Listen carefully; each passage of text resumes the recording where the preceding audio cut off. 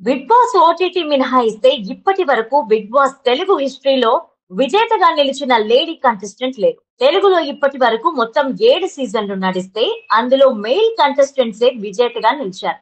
అప్పట్లో శ్రీముఖి విన్నర్ అవుతుందని అంతా అనుకున్నారు. కానీ ఆమె కాలేదు. రాహుల్ సిప్లిగంజిని విన్నర్ ని చేశారు. అంతకు ముందు సీజన్ లో సింగర్ గీతా మాధురి విన్నర్ అవుతుంది అనుకున్నారు కానీ కౌశల్ అయ్యాడు.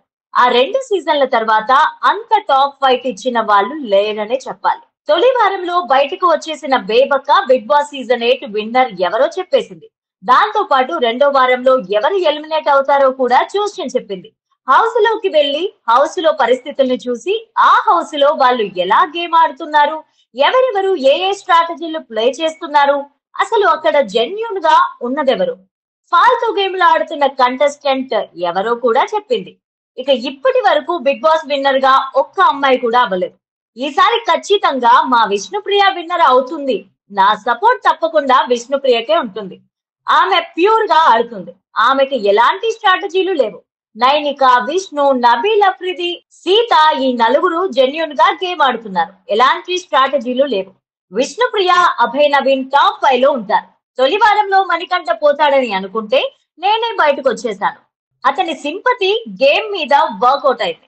నిజానికి మణికంఠకి అంత సీన్ లేదు. సింపతి 2-3 వారాలే ఉంటుంది. ఆ తర్వాత కష్టం.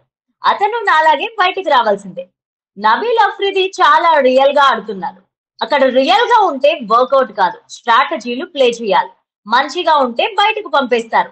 యష్మి గౌడ సేఫ్ గేమ్ ఆడుతుంది. నిఖిల్, సోనియాలు చాలా స్ట్రాంగ్ కంటెస్టెంట్లుగా వచ్చారు. పక్కా ప్లానింగ్ తో ఆడుతున్నారు. వాళ్ళలో కన్నింగ్ మాత్రం సోనియానే. ఆమెకి ఎవరిని ఎలా ట్రిగర్ చేయాలో బాగా తెలుసు. ఆమెను శోభా శెట్టి, రతికలతో పోల్చలేం. వాళ్ళెవరూ ఆమె ముందు సరిపోరు. ఆమె వేరే లెవెల్.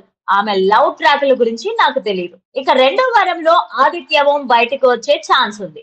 ఆయన చాలా సేఫ్ గేమ్ ఆడుతున్నారు. ఆయన వేరే లోకంలో ఉన్నారు. ఆయన సరిగా గేమ్ లో ఇన్వాల్వ్ కావడం లేదు. ఆయన కూడా హౌస్ లో ఎక్కువ రోజులు ఉండలేరు అంటూ చెప్పుకొచ్చింది బేబక్క.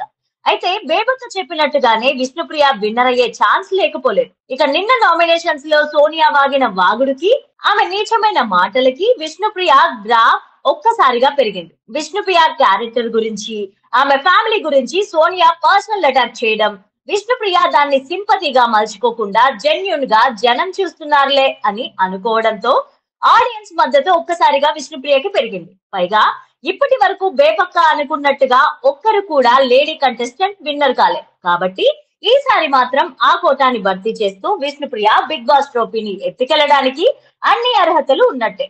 ఇక బిగ్ బాస్ హౌస్ లో ఉన్న 14 కంటెస్టెంట్లలో అందరికీ తెలిసిన కంటెస్టెంట్ ఎవరైనా ఉన్నారు అంటే అది యాంకర్ విష్ణుప్రియాని.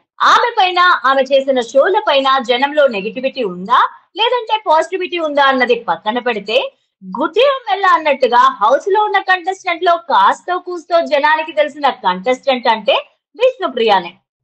రాసి పెట్టుకోండి, నేను బిగ్ బాస్ హౌస్ కి వెళ్ళను. బయట ప్రపంచం ఇంత అందంగా ఉండగా ఆ తుప్రాసి షోకి ఎందుకు వెళ్ళాలన్నట్టుగా మాట్లాడిన విష్ణుప్రియ ఇప్పుడు అనూహ్యంగా అదే బిగ్ బాస్ లోకి వెళ్ళింది.